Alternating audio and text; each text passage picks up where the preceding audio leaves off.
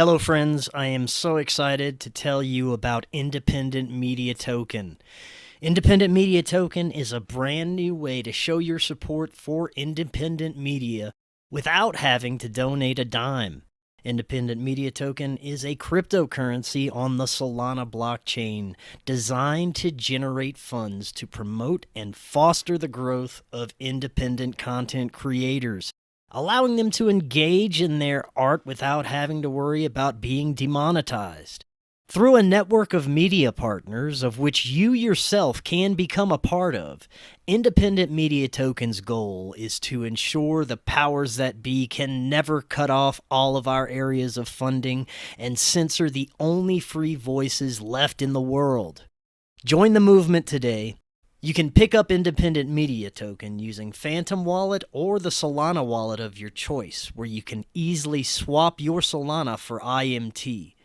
Grab some IMT today and remember to always know your team. To learn more, visit independentmediatoken.com or use the link right in the description. I think it's just going to get weirder and weirder and weirder, and finally it's going to be so weird that people are going to have to talk about how weird it is. Eventually people are going to say, what the hell is going on? It's not enough to say it's nuts. You have to explain why it's so nuts. The invention of artificial life, the cloning of human beings, possible contact with extraterrestrials, the systems which are in place to keep the world sane are utterly inadequate to the forces that have been unleashed. Welcome back to Forbidden Knowledge News. I'm your host, Chris Matthew. Today my guest is Tim Constantine. Check out my films. Doors of Perception is on Amazon Prime. Occult Louisiana is on Tubi, Apple, Roku channel, and many more. We are booking guests for January. If you have suggestions or you'd like to be a guest, email me, forbiddenknowledgenews@gmail.com. Today I want to welcome Tim Constantine. He is a researcher, amateur historian, and host of 6th Century Podcast. Tim, welcome. How you doing? Hey, Chris, doing great. Happy to be here and happy to get into whatever we're going to get into tonight. Yeah, man, really looking forward to this.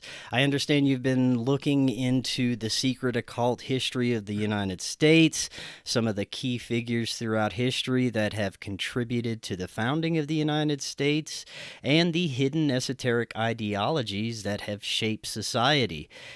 There are so many questions that go into this, more questions than answers than I've ever gotten, and the possibility that the destiny of this country has been planned for possibly over 1,000 years is fascinating. So lots to get into here. Before we do, this is your first time on. Tell us a little bit about yourself and let the audience know how they can find out more.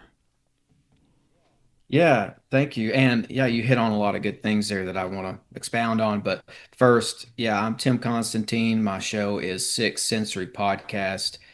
I have to spell it out because people get really inventive with that. So it's spelled SIX, like the number 6, but not the number 6. 6th Century Podcast. I'm on Spotify, YouTube, Apple, Instagram, and Patreon. And I think like many people, well, maybe I'll go back. I've always had a fascination with the unknown as far back as I can remember. And I've always had weird experiences with that sort of a thing. But like a lot of people, it was, the pandemic in 2020 and all that. I won't regale everybody. We were all there. We all went through it. That really, really put me over the edge. And that's how I got really into this stuff. That's where my podcast was born. But yeah, it's all this, it's the occult nature of things, the hidden history, ancient technology, just mystery and history and everything unknown that I'm all about. I love it, man. Well, when it comes to some of the things that you've been looking into and the secret occult history of the founding of the United States, how far back would you go whenever trying to understand the beginnings of this possible plan for America? Yeah, well, I think every time I look into it, it goes back further. But I would go back to the Mm. Greeks at least. Plutarch seemed to be, well, they knew about the St. Lawrence River. That Plutarch's time was around 70 AD. And in his writings, we find that they knew about the Great Lakes and the mouth of the St. Lawrence River, and that you could come down, and they knew about this magical sort of unknown land in the Western Hemisphere. And of course, it's the Greeks where we get our the baton passing of the legend of Atlantis.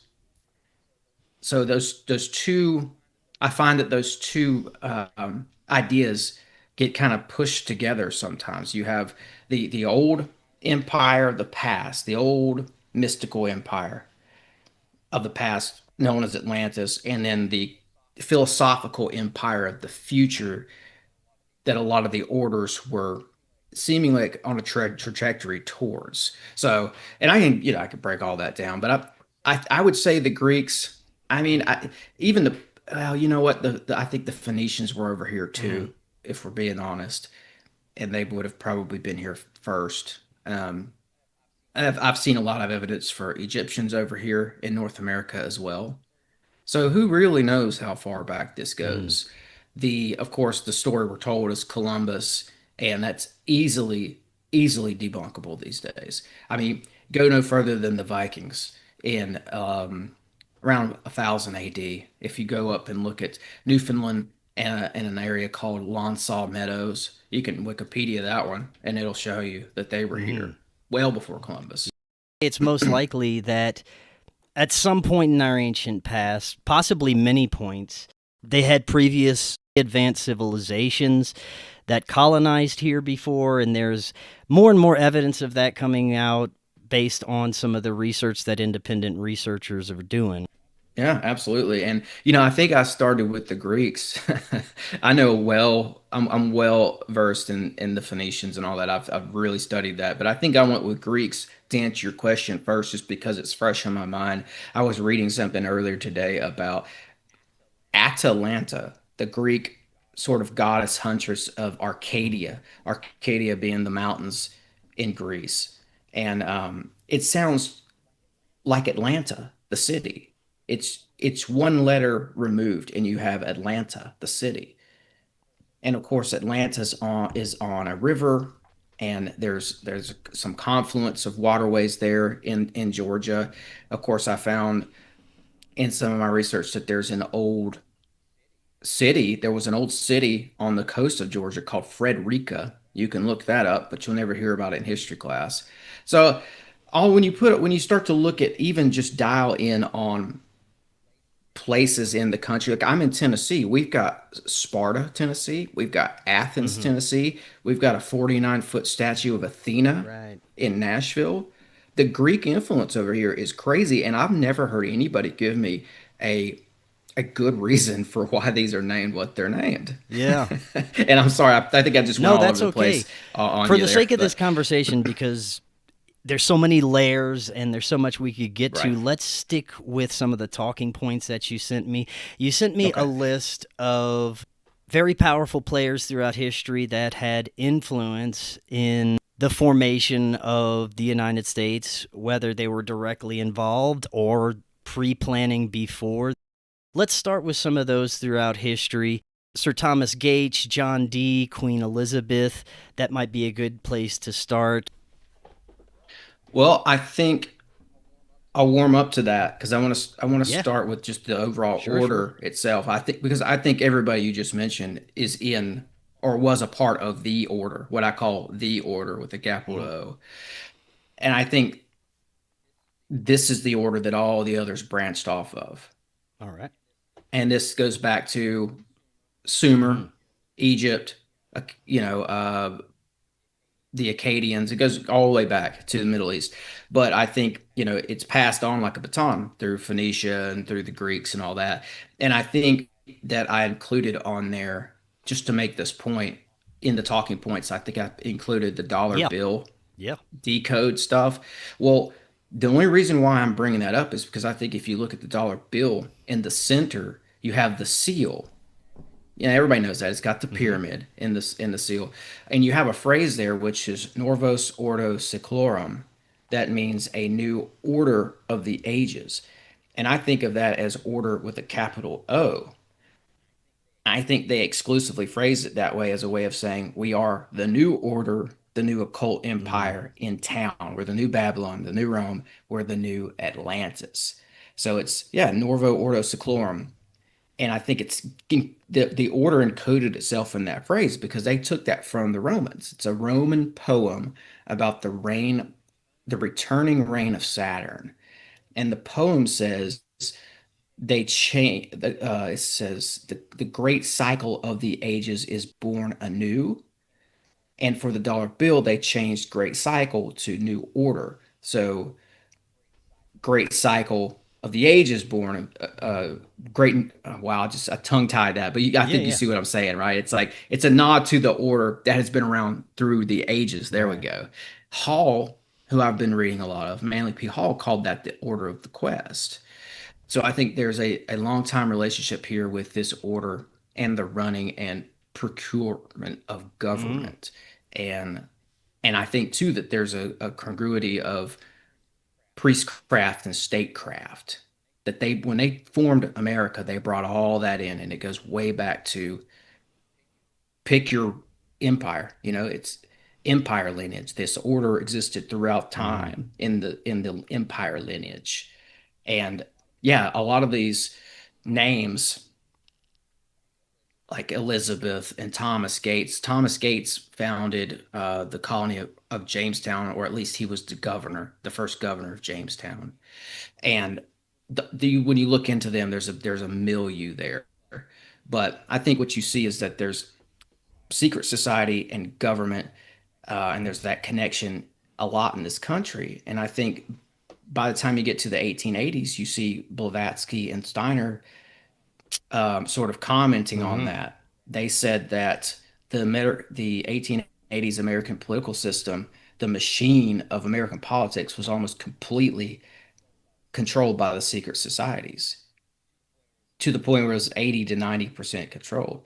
Well, that goes back to the priestcraft of the Mm. Egyptians, which Hall wrote about in Secret Teachings, where these shamanic priests learn how to control large swaths of the populace through propaganda spellcraft, propaganda control, population control. And I actually have a quote here from, I think this might sum it up. This is Hall, quote from Manly P. Hall. He says, in Egypt, Greece, India, and China, the state mysteries came into existence.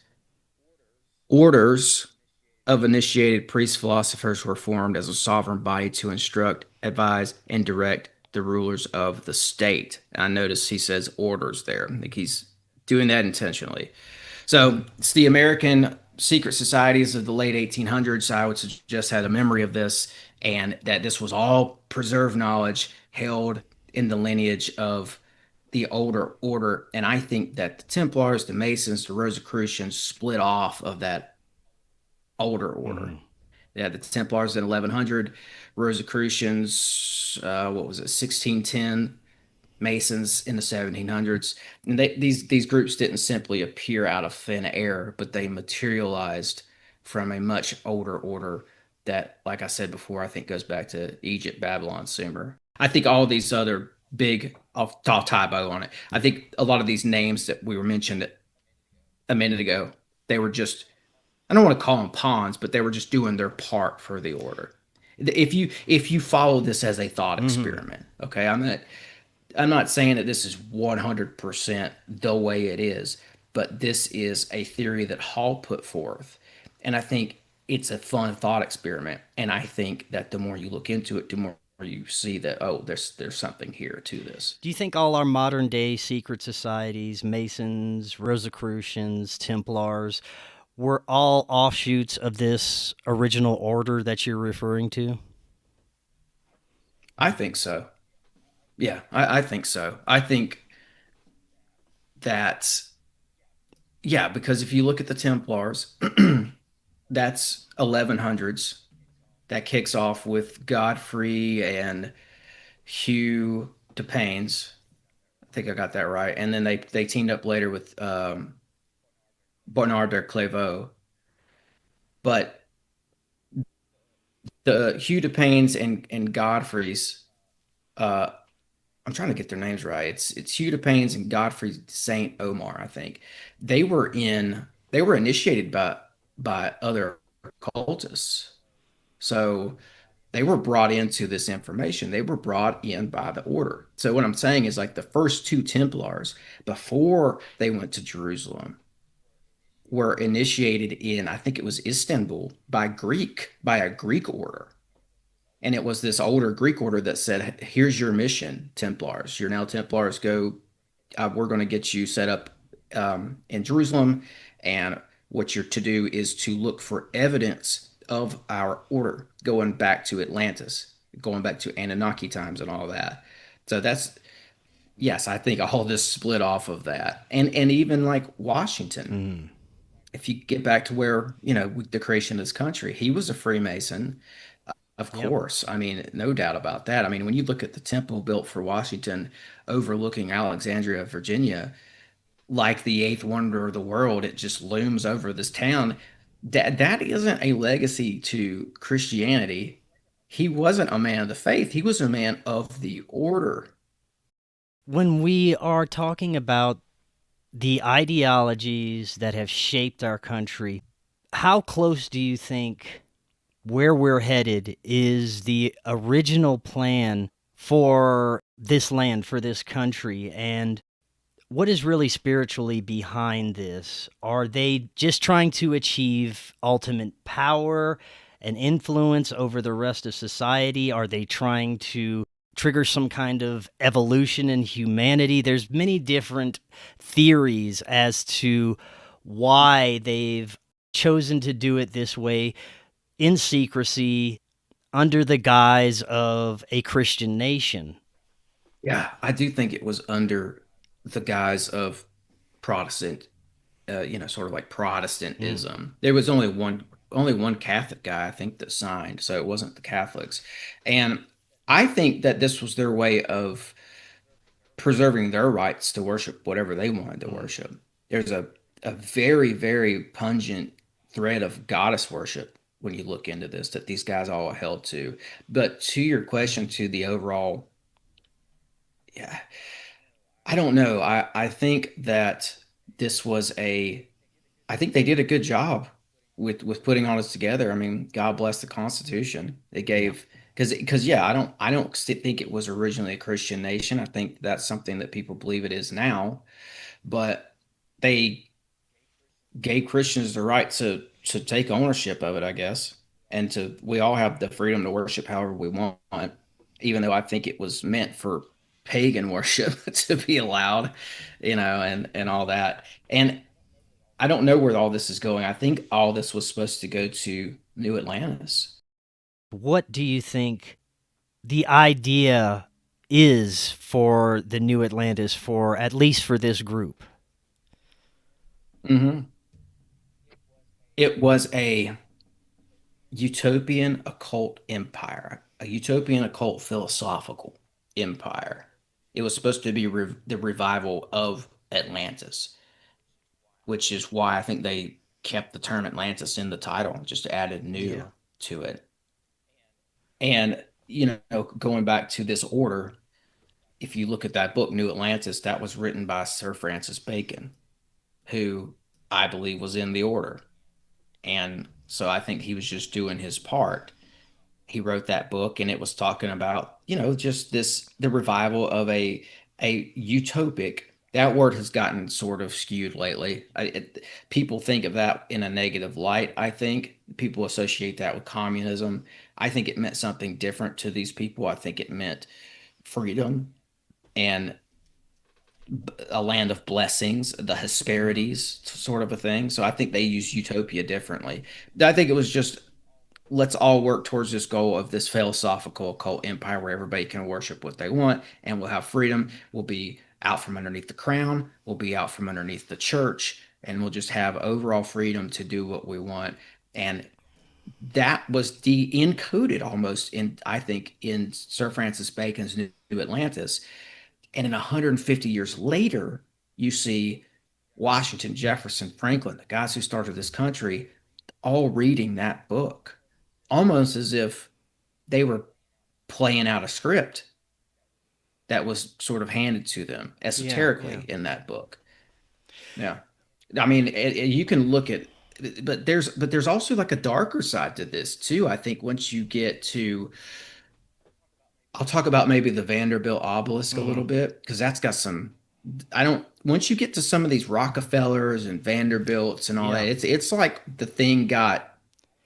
I don't know. It's like the Star Wars, like the light side and the dark. It's like the dark side started I have to winning wonder here. if there was an infiltration, if at some point, Yeah. like you said, the dark side took over.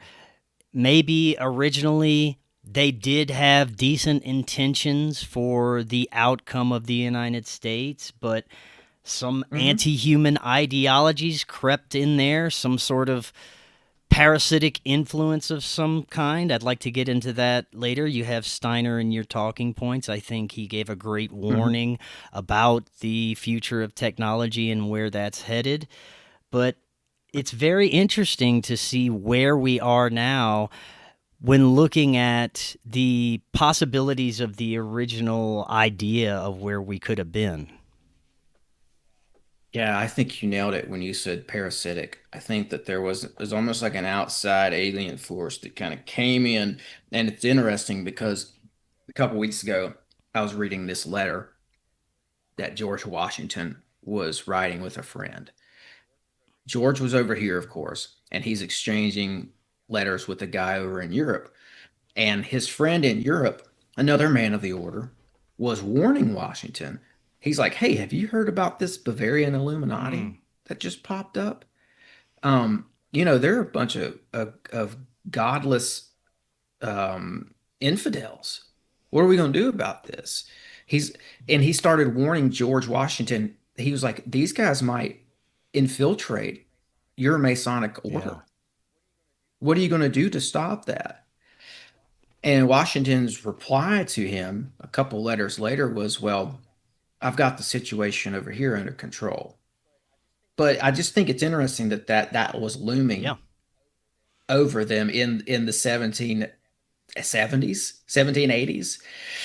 And I have to wonder, like, it's like they knew that this Bavarian Illuminati was on a on a crusade to take over governments and politics and occult orders Mm. everywhere in a very parasitic manner. So I have to wonder if maybe by the time Washington sort of passes away, if he wasn't able to, maybe he was able to push them off for a little bit, but I have to think that they probably infiltrated over here at some point. And I think they did infiltrate the Masonic lodges over here. And I think you see that in Vanderbilt's Mm. obelisk Yeah, talk a little bit and about that. just that family. Yeah, okay. So there's a lot of encrypted meaning to that obelisk. It makes an alignment. Okay, let me back up. It's called Cleopatra's Needle. He brought it over.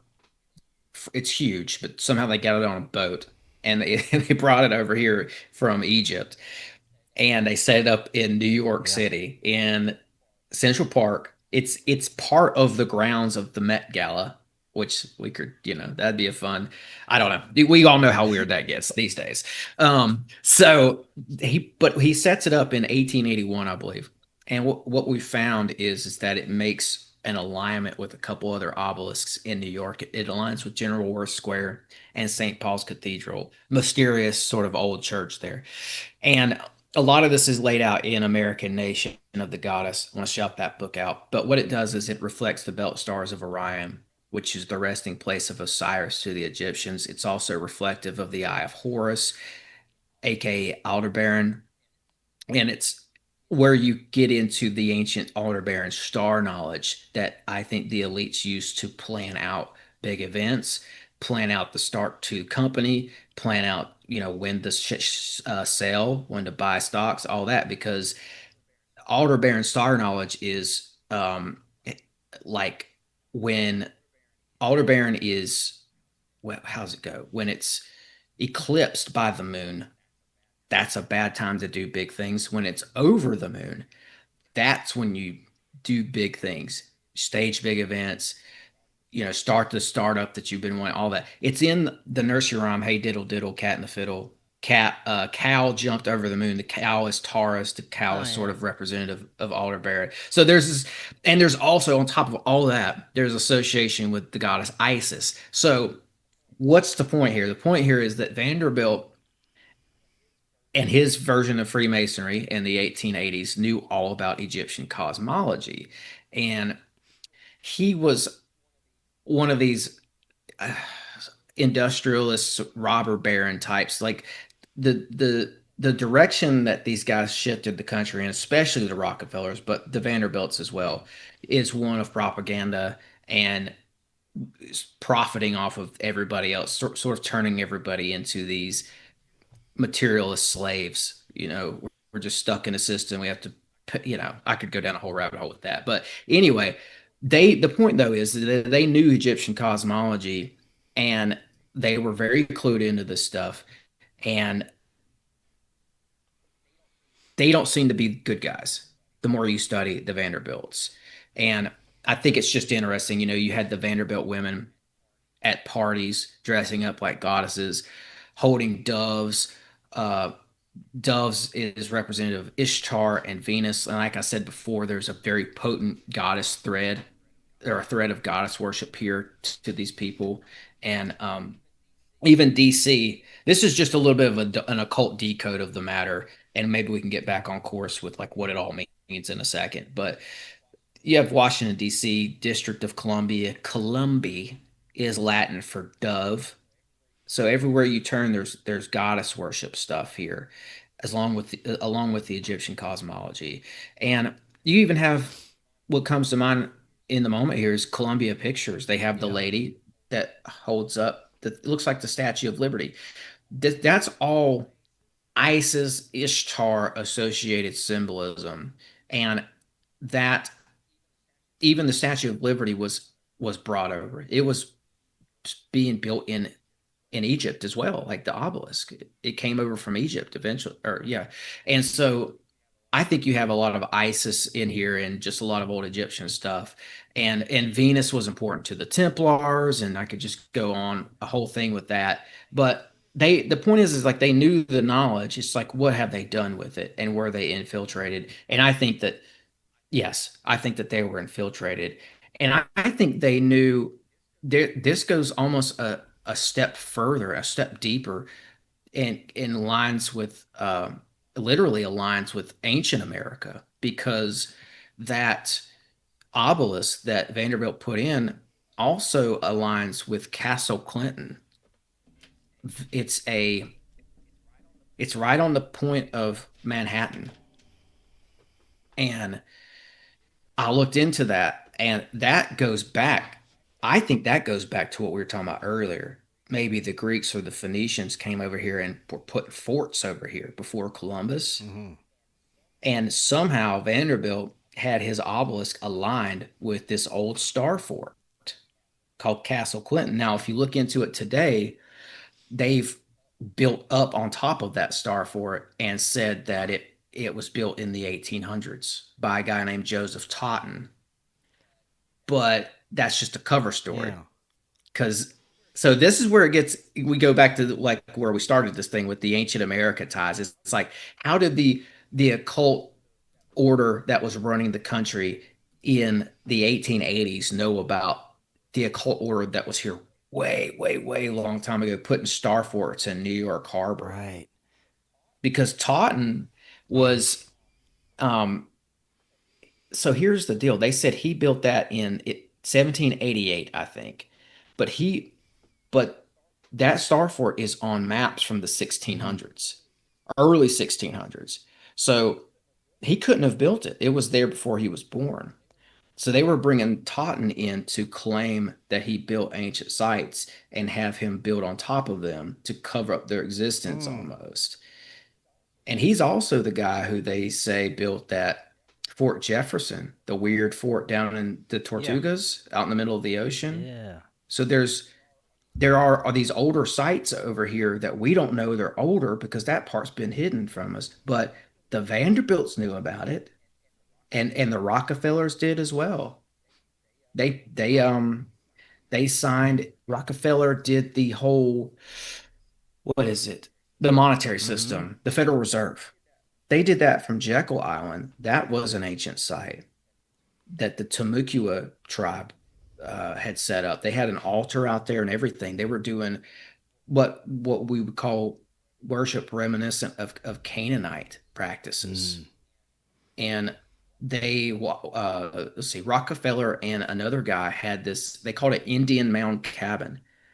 And it's allegedly where they signed or they had that secret meeting for the Federal Reserve. And that cabin was built right on top of the old Timucua altar. And it's like, I don't think that's a Yeah. coincidence. How did they know about Yeah, this you look stuff? at Well, the they knew. They're mounds clued that are in. found across the United States. I Hmm. featured a bit about it in my movie Occult Louisiana. I had Dr. Gregory Little on to talk a little bit about the real possible history of these mounds. He believes could go back to the times of Atlantis, that maybe the mound builders were also the precursor builders to things like the Great Pyramid, and they were part of this advanced global civilization. And the mounds had much deeper and more profound uses than just burial sites.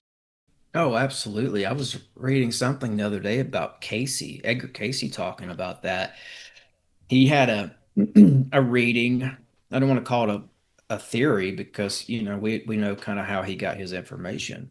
And Yeah. he received some information in a reading that the mound builders were setting up some of their mound complexes as an intentional nod to Hmm. Atlantis. And if you go deeper into that, there's a lot of legends that some of the inhabitants of Atlantis survived whatever cataclysm destroyed them and made their way down, possibly through Greenland, possibly through modern day Canada into North America.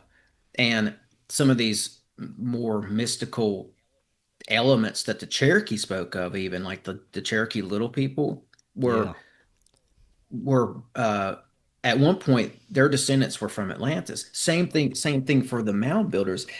And I mean, I think that you brought up a great point there with that. That's kind of what I was getting at here, Chris. It's like there's a connection here between the mound builders and the order that I think Washington Mm. represented, because Washington started his own secret society, which I would say is a branch off of the Maine, of course, but he started the Society of Yeah. Cincinnati, and they started that before they started the country. So it's like a secret order came over here, took power first, and said, "Okay, we got it. We're sort of hammering down the stake here. We got the flag in the ground. We're taking over." And what you see is members of the Society of Cincinnati. Well, for instance, Washington and Henry Knox picked the location for Cincinnati, the city, and they picked it because it was a mound builder location. They went in there and they cleared an ancient site from 900 AD and put Cincinnati right on top of Mm. it. Why did Washington and Henry Knox pick that location? And Washington himself bought land in Point Pleasant. We all know about how mystical Point Pleasant is. Yeah. Washington bought land in Serpent Mound. Well. They named the county that Serpent Mound is in Loudoun County after Loudoun County, Virginia, where they're from. Well, how did Washington know about all this? There's a link there between these guys and the new Atlantis of Bacon's progenitorship and the old Atlantis where all the legends came from. And the mound builders are in there in that lineage somewhere. I mean, this goes so deep. It's like there's a club of insiders here, and it has to be. The elites knew about the occult Mm. sites. I mean, you've got this was all over the country. They found macaw feathers in Utah and ruins galore. That's Aztec stuff. All those city settlements out there that the Mormons picked are right on top of Aztec settlements. How did they know to do that? Salt Lake City on an Aztec settlement. And it was, I think it was because the early Mormons were Freemasons. Right. Yeah. So there's knowledge there that we just don't know about that they've been playing with for millennia, down to where they pick their their settlements. And I mean, Anasazi sites out there in Utah as well. The Anasazi, I mean, I've seen some people say that that goes back to 8,000 years. And you've got Mormon towns right on top of the Anasazi settlements. This is a big deal. Washington, so Washington knows about it. He puts DC, Cincinnati, Washington, PA, and a couple other places on right on top of ruins slash mound Mhm. sites. This is that deep. And I think this pulls the car right up to talking about Secret Destiny of America by Yeah. Hall, if we wanted to go more deep into It is that, you know. very interesting how they built the original institutions and continued to on seemingly places of very high potency and power, ley lines, things of that nature. The first computer near Susquehanna, several other modern institutions that were built on supposedly ley lines and places of power. It makes you wonder the effect that that could have.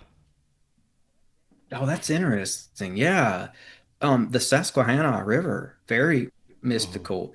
That was named after the Susquehannock people who were giants. They were said to Yeah. be, well, or we could say men of tall stature, you know, they were, but I think it was even John Smith who came over here and had interactions with them, and they were said to be 7 to 8 feet. They were mound builder descendants.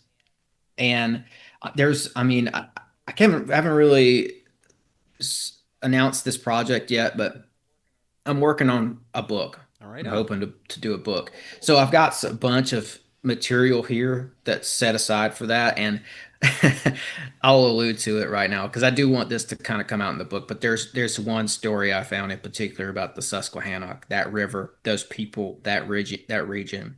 And there is the last eight Susquehanna giants were killed off by this regime that took over Really? the country.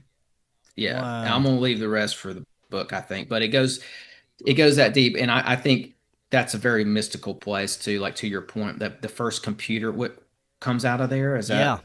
that they design like I chips or think it something out of was there. the first processor. Oh, anytime I look into technology, I see the same connections that we're talking about today. There's a totally an occult connection behind the rise of this Yeah, technology. let's get into All of that. it. The anti human nature of our technological systems, where we are now as a collective, and the obvious direction that they are trying to steer us in this transhuman way. Talk a little bit about Steiner's warning, the modern influences that brought us here. You always see that the direction they want to head is always outlined in literature, in white papers, in documents, in early novels, books. They always have it planned out and it's always available for the public to see.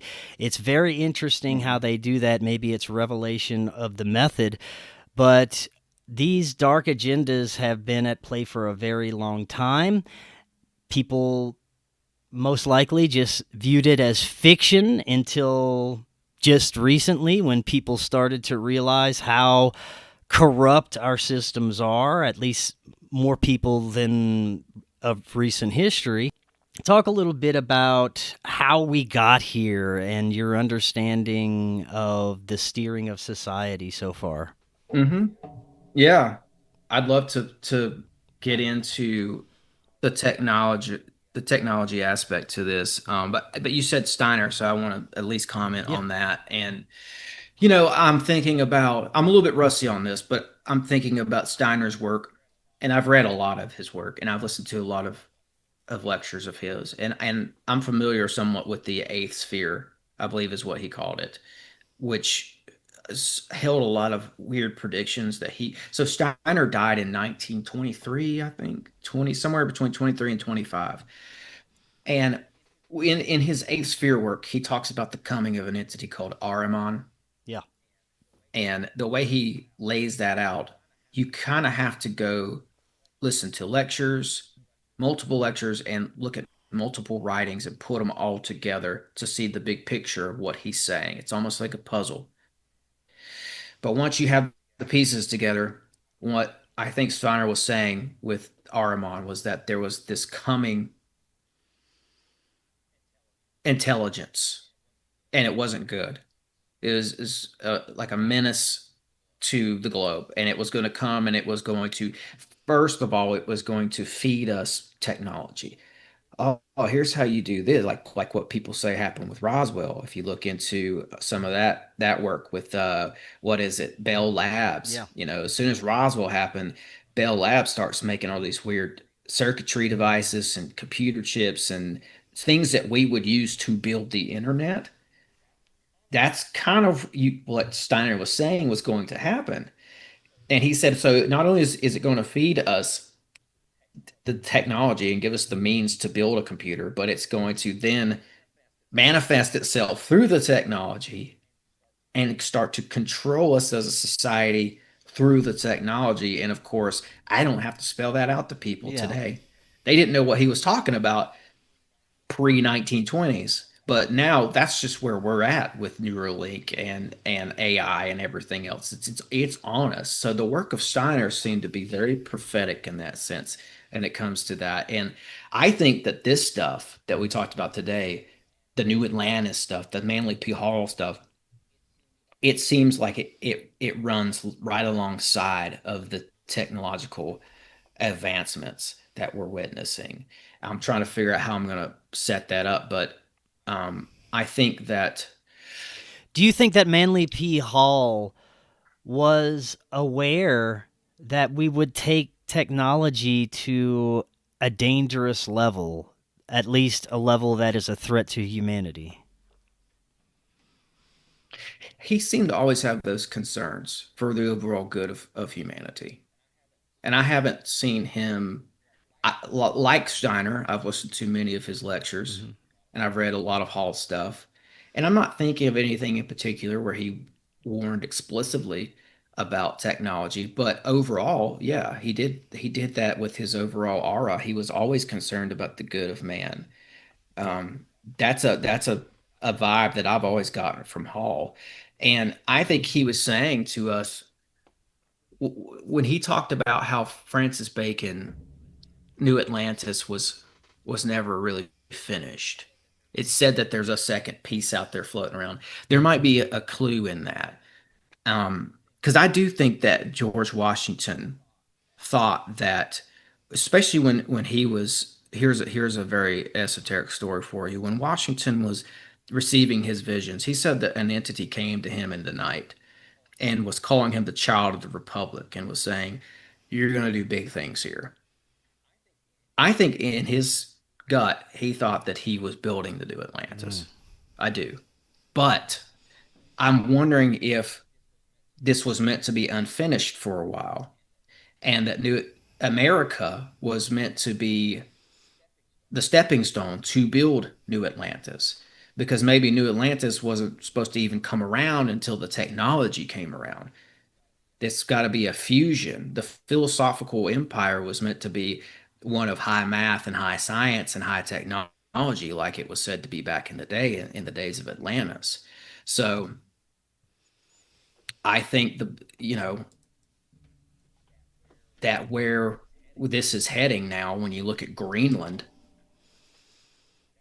that might be the site of the new Atlantis. If we're going to follow this thought experiment all the way through and go deep as possible here, I think it's because who's looking at Greenland? All the big tech guys. Trump, big Yeah. time. He wants to get Greenland from Denmark. All the guys, Chris, all the guys at the inauguration, some of those guys who turned from Democrats to Republicans overnight. That's Yeah. interesting. They had they have big money staked up in this Greenland project. They've all invested millions in the Greenland project, and that's the top of Greenland is the North Pole. That's where Hyperborea, Atlantis, Stool, all that was said to be. So, and Reuters put out this quote the other day about what they want to do in Greenland, and it's, AI hub, a underground light rail, all kinds of just 15 minutes futuristic super city stuff. Yeah.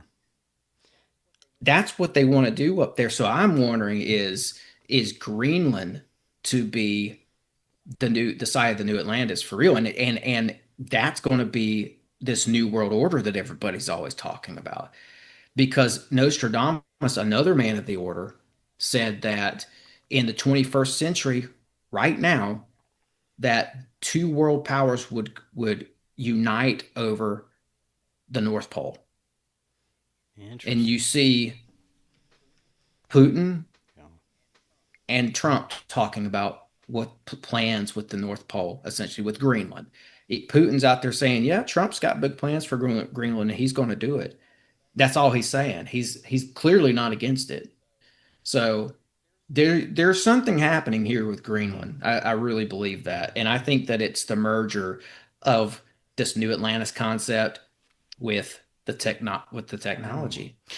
What are your thoughts on some of the recent theories that have been popping up about Tartaria, in a sense that there was an advanced civilization in our recent past that our ruling class proceeded to destroy and reset and then rebuild with a brand new history and manufactured sciences and manufactured education systems just to have this new level of control over the entire planet, basically.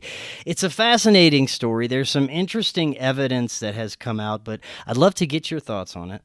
Yeah, I've been looking into Tartaria a little bit more lately, and I'm not a full Tartarian guy, but I like to take some of that and Hmm. work with it. I mean, they're on to something. I just don't think the overall picture is there Yeah. yet. But um, so it's like JJ Vance says, because I do shows with him occasionally, and he's like, you can't get a full picture of what really happened, regardless of a reset or including a reset without including the mound builders.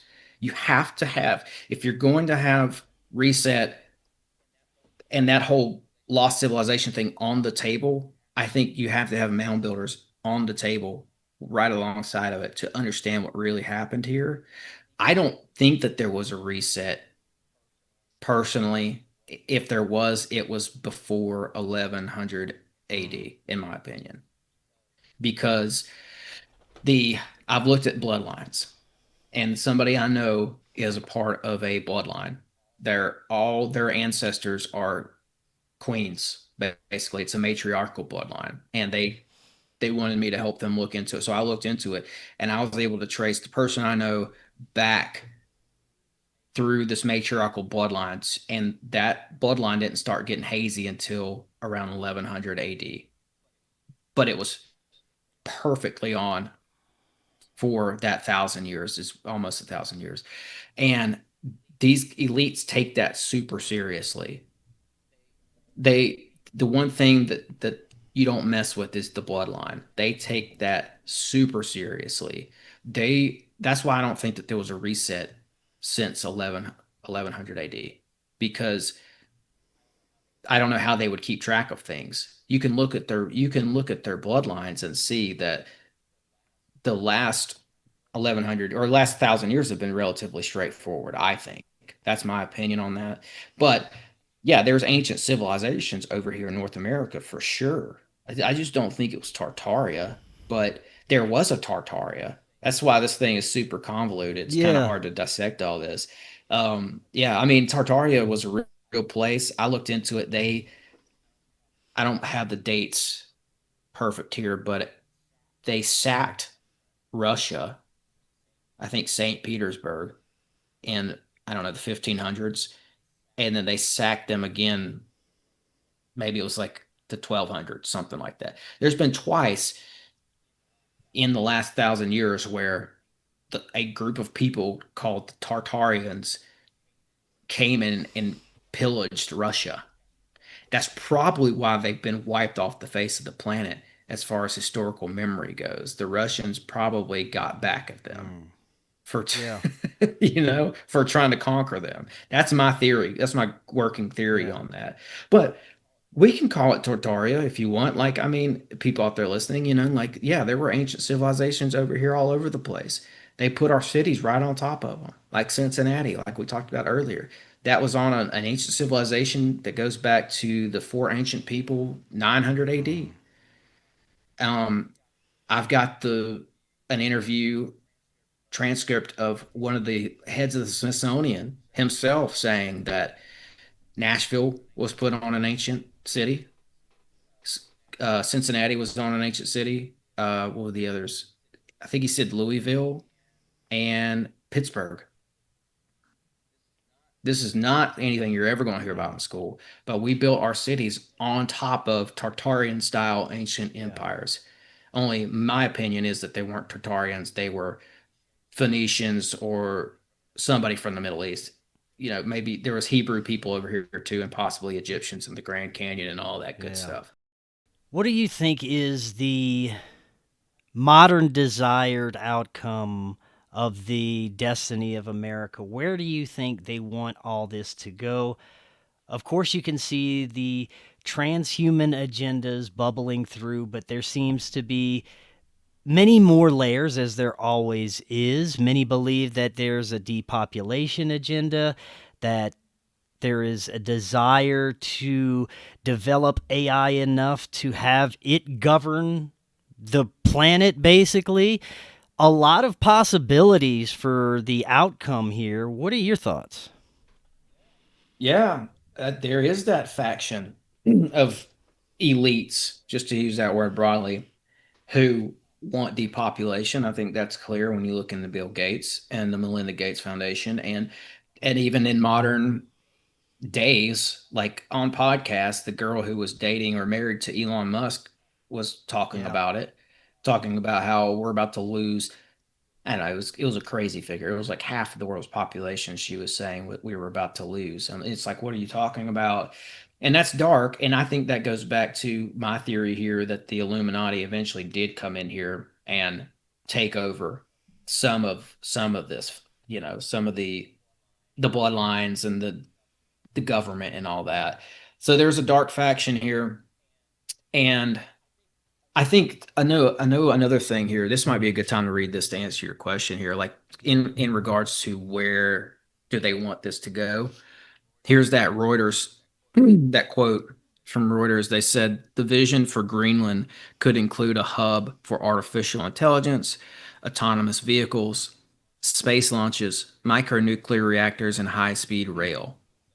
So I think they want to do that not just in Greenland, they want to do that here and everywhere else. We're starting to see that in Europe as well. Like they're arresting people over there for social media posts Yeah. as we speak. That's crazy.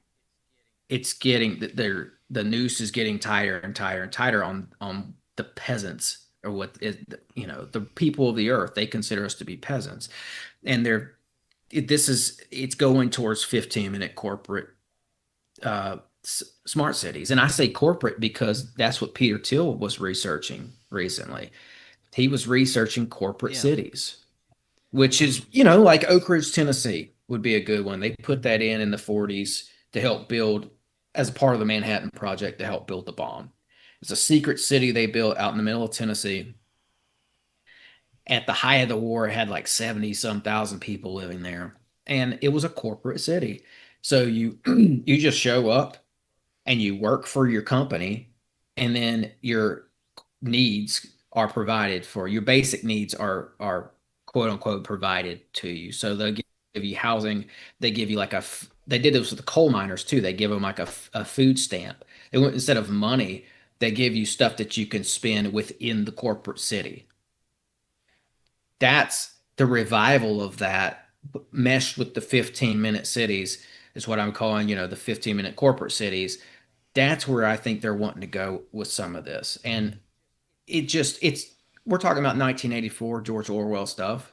We're talking about, okay, Trump wants to send a National Guard into Memphis. I saw that happen this week.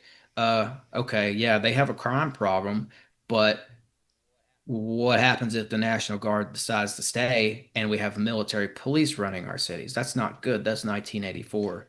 So I think we could see multiple things happen here in the future, but it does seem to be headed towards the digital IDs. I haven't mentioned Yeah, that I yet. think of That's where it seems to be these headed. surveillance mechanisms and all Hmm. of the law enforcement and control mechanisms that this administration is putting into place right now under the guise of illegal aliens and some of the other problems that they cite is the reason for this. But fast forward to a few years ahead when the pendulum swings back, because the pendulum is always swinging back and forth. When the other party gets in power, what are they going to utilize these surveillance and control systems for? And it's only going to get more all encompassing, and the technology is just going to continue to grow. The question is, how are we supposed to navigate through all this, right? Hmm. Yeah, absolutely. Yeah. Yeah, I like that. The pendulum is always swinging. There's there's a great hope in that because maybe regardless of how I've come across at some points in this interview, I am not black pilled. I do have hope. I run on hope.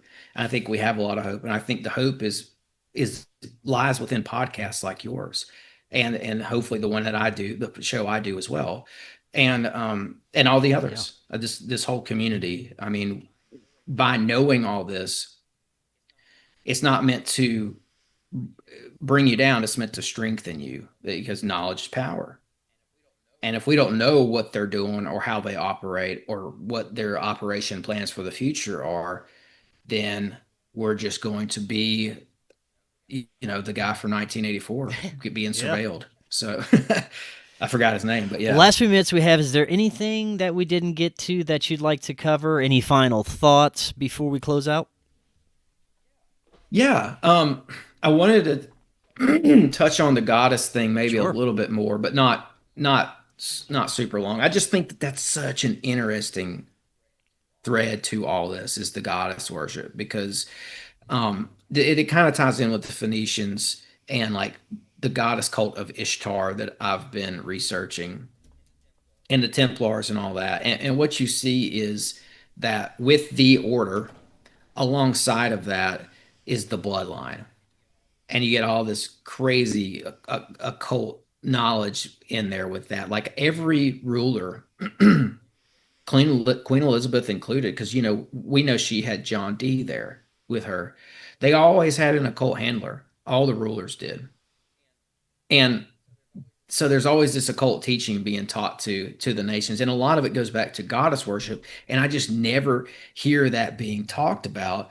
And what I found was I was looking at three subjects independently, and I found that there was a major connection between all three. One was ancient technology, or I'm sorry, ancient America, and the other was the goddess thing, Ishtar, and the other was the Templars.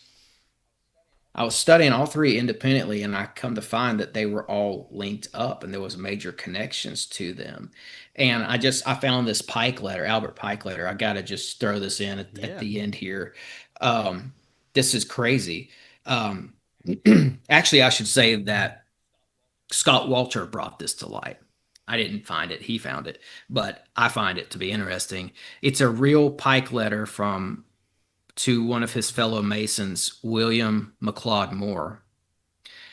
And this is, I think that just points to everything we've talked about today. Pike said that, of course, Pike's a huge Yeah. Mason, huge figure in Masonry. He said in the letter that he went out west looking for the signs, symbols, and tokens left behind by our brothers and fellow Knights Templar who coveted the goddess. He said they ventured out west looking for New Jerusalem, also known as Francis Bacon's New Atlantis. He's talking about Templars being here before Columbus, looking for the site of a building site for New Atlantis. And in the time being, they're venerating goddess worship. Hmm. And I was like, whoa, the stuff that we're not taught in Yeah. school is awesome. It's so interesting because we So, have such a patriarchal, spiritual, or religious foundation for this country. It would seem no one would ever think that it's steeped in goddess worship at its roots. yeah, and I think you see it in the Statue of Mm. Liberty too. I mean, I think I brought that up earlier, but that was originally to be in Port Said, Egypt, and it was an unfinished project over there. It was offered to the order over here, who Pike, of course, was a part of. And so it was basically like French occultists who knew Egyptian occultists passed it along to American Freemasons. And it was a Roman goddess. I feel like it was probably going to originally be an Isis figure, but somehow it got morphed into a Roman goddess that Virgil talked about. And Virgil is the guy who wrote the poem where we get Norvis Ordo Seclorum on the dollar bill in the first place. So these guys are just slipping clues in here every which way. And yeah, you're right. I mean, the goddess thread here is very potent, and I think it's interesting that it's there and it just doesn't get a lot of stage time. Estrella is another one. Major Estrella goddess connections to America. Estrella, real quick, is Virgo. Um, it, it's a symbol that we find at Templar sites, is the Virgo symbol, much like the Triquerta, but it's associated with the golden age, and Virgo is August to September 22nd, and our constitution was signed in Virgo. Interesting. So this, you can go just as deep as you want to go with this stuff, man. Have you looked at all into Baphomet worship that supposedly the Templars were into?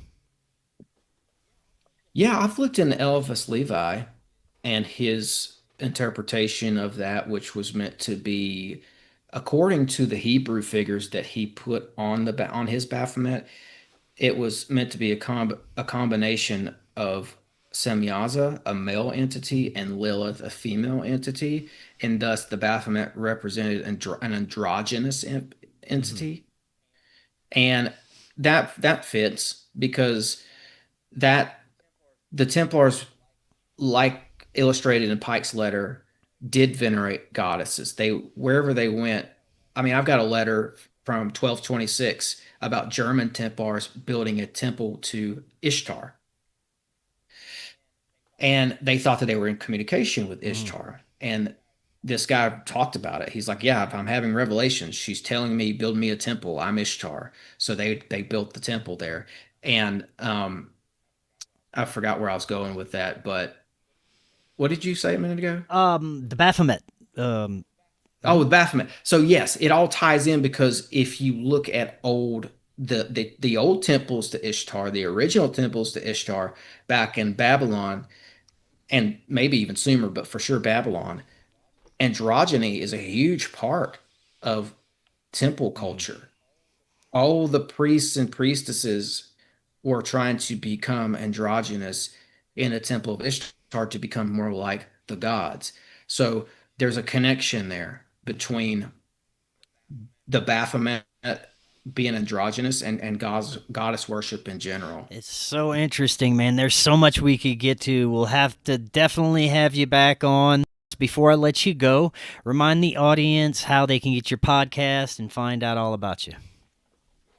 Yeah, thanks, Chris. Enjoyed talking to you today. This is the first time we've Yeah. met, so I'm happy to make your acquaintance. Man, it was a good Hopefully, many conversation. more in the future. I love. Yeah, let's do many more. So yeah, I'm Tim Constantine. I have a show called the Six Sensory Podcast, spelled out SIX. I'm on Spotify, YouTube, Apple, Instagram, and Patreon. And yeah, the best places and the quickest places to find me out of all that would probably be Spotify and YouTube. But yeah, Awesome, man. check Well, it out. thank you so much. This was fascinating. We will definitely be doing this again. Until next time, everyone, have an excellent evening. We'll talk again tomorrow. Are you and your family prepared for an emergency? Maybe the fake alien invasion. Now is the time to prepare yourself and your family for any event. Check out Prep Starts Now. Their mission is to provide high-quality preparedness products that empower individuals and families to be ready for any situation. They're committed to delivering reliable, trusted gear to ensure your safety, security, and peace of mind in times of need. Their product selection is carefully curated to provide you with the essential gear you need to stay prepared. From emergency kits to tactical tools, every item is chosen for its reliability and practicality. Prep Starts Now understands the importance of family, and their goal is to equip you with everything you need to build a solid plan for your family's preparedness. In today's ever-changing world, being prepared is more important than ever, and Prep Starts Now is here to help you and your family stay ready with quality products and practical guidance. Use the link in the description and get 15% off your order.